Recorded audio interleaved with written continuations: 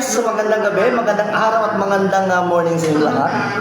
Ayan, kain na tayo guys. Ang ulam natin is itong yan, tuna yung sa flex sa sa lata. Tapos ito, gulay and luto, kanin. Syempre, alam nyo na, Filipino loves rice.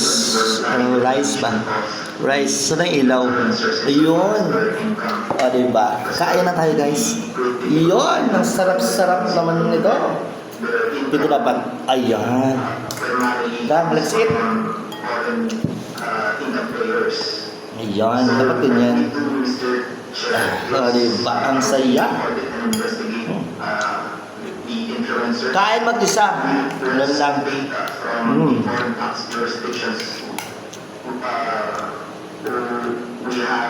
Sarap.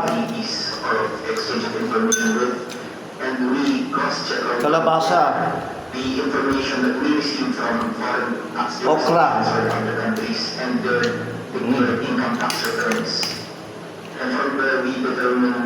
Sarap.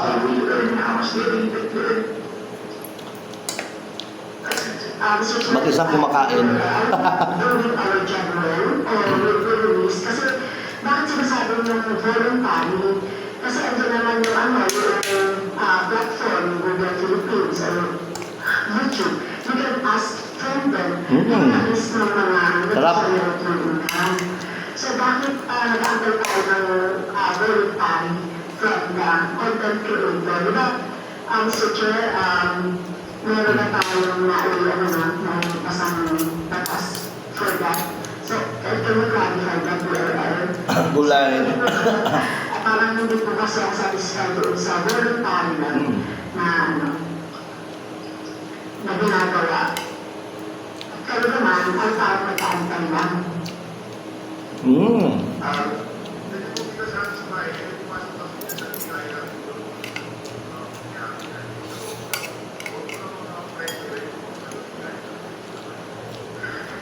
Mr. Chair, just to clarify, under existing tax laws, we cannot just investigate any taxpayer. As per existing tax laws, audits are done randomly. Sana nalaw kumain na mag-isa.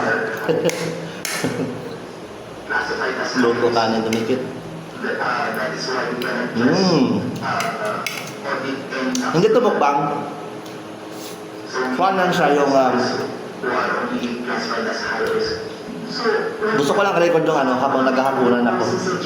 Sa ating batas dun sa DNR. Kasi diba gusto natin talaga to generate revenue from those engagements. Gulay, siyempre. Yun po sa yung follow-up natin sa Okra. Nahulog pa.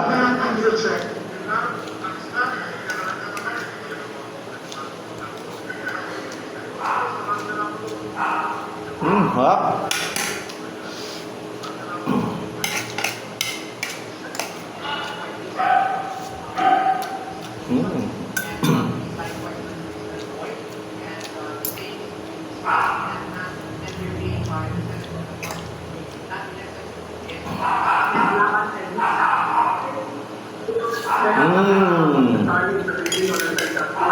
Lami kaayo.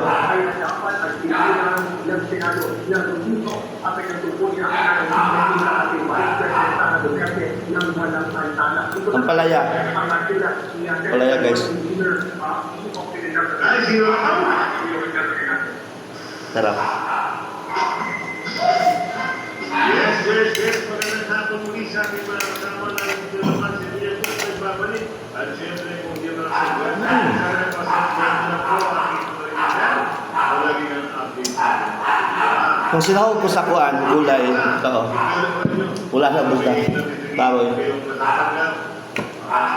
tayo ay may upload, pero yung unang makikita. Pero kung nalulungkot tayo ito naman tayo bumabalik sa kahit sa marami nagko-comment, sabi ko na nung video, hindi ko alam ang ginagawa sa ating itos. Ang alam natin, tayo ay masipag. At lagi tayo nag-upload everyday. Ang tanong na, saan tuloy natin, boss? Yung nangyari na,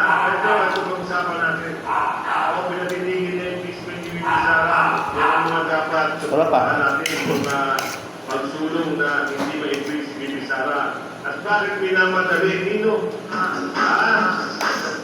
Sino nagmamadali? Anak, nagtipaklong naman. Bakit minamadali bago ang ihit na? O, sino naman yan? Namadali naman ako kumain. Parang may lakad.